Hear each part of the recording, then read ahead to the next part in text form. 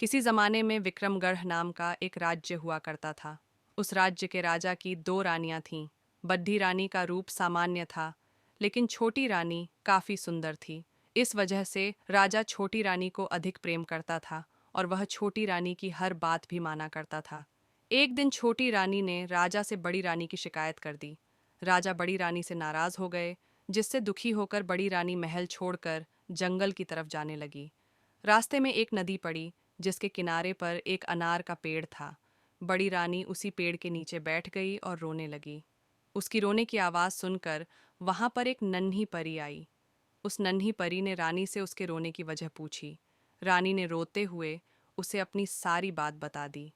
बड़ी रानी की बात सुनकर नन्ही परी ने कहा, इस नदी में 3 डुबकी लगाकर स्नान करो, फिर इस अनार के पेड़ से एक अनार तोड़ ढीलो।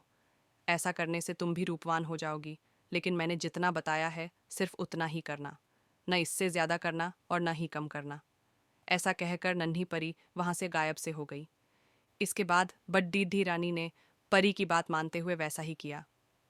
रानी ने जैसे ही नदी में पहली डुबकी लगाई तो उसके शरीर का रंग साफ हो गया। दूसरी डुबकी लगाने पर रानी का शरीर सुंदर कपदीढ़े और जेवर से सज गया। तीसरी डुबकी लगाते ही रानी के बाल लंबे, घने और सुंदर हो गए। अब बड़ी रानी बहुत ही सुंदर हो गई थी। इसके बाद जैसा नन्ही परी ने कहा था, नदी में 3 डुबकी लगाने के बाद रानी ने अनार के पेड़ से एक अनार तोड़ लिया।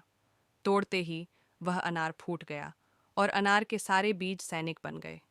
उन सैनिकों ने रानी के लिए एक पालकी तैयार की, जिसमें बड़ी रानी को बैठाकर वो वापस राज्य में लेकर आ गए। राजमहल पहुंचकर जब बड़ी रानी राजा से मिली तो उसने नन्ही परी वाली सारी घटना राजा को बता दी। अब राजा को अपनी हरकत पर पछतावा होने लगा और उन्होंने इस बार छोटी रानी को महल से बाहर निकाल दिया। जब बड़ी रानी राजा को नन्ही परी की घटना बता रही थी तो छोटी रानी छुपकर ये सारी बातें सुन रही थी। इसी वजह से महल से बाहर निकलने पर वह सीधे नदी के किनारे गई और उसी अनार के पेड़ के नीचे बैठकर रोने लगी। छोटी रानी के रोने की आवाज़ सुनकर नन्ही परी वहां प्रकट हो गई और उसने रानी से उसके रोने की वजह पूछी। छोटी रानी ने झूठ बोलते हुए नन्ही परी को बताया कि बड़ी रानी के कहने पर राजा ने उसे महल से बाहर निकाल दिया है।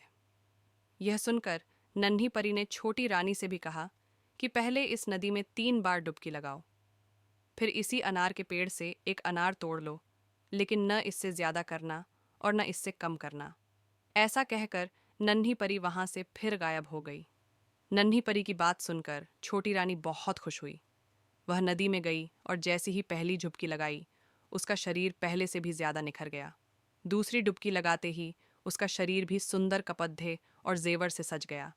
तीसरी डुबकी लगाने पर छोटी रानी के बाल और काले, घने, लंबे और सुंदर हो गए। अब छोटी रानी पहले से भी ज्यादा सुंदर दिखने लगी थी, लेकिन छोटी रानी ने सोचा कि अगर वह 3 डुबकी लगाने से इतनी सुंदर हो सकती है, तो और डुबकियां लगाने पर वह और अधिक सुंदर हो जाएगी। उसने ऐसा सोचकर कई सारी डुबकियां लगा लीं। ऐसा करने पर छोटी रानी के शरीर के सारे कपड्ढे फटे और पुराने हो गए। उसके सारे गहने गायब हो गए। उसके शरीर का रंग भी गहरा हो गया। शरीर पर दाग और दाने निकल गए। छोटी रानी अब पहले की तरह सुंदर नहीं लग रही थी। रोते हुए वह नदी से बाहर आई और अनार के पेड़ से एक अनार तोड़ा। अनार तोड़ते ही वह फूट गया। उससे एक सांप निकला और वह रानी को खा गया। कहानी से सीख, नन्ही परी और छोटी रानी की कहानी हमें सीख देती है कि दूसरे लोगों के लिए कभी बुरा नहीं सोचना चाहिए।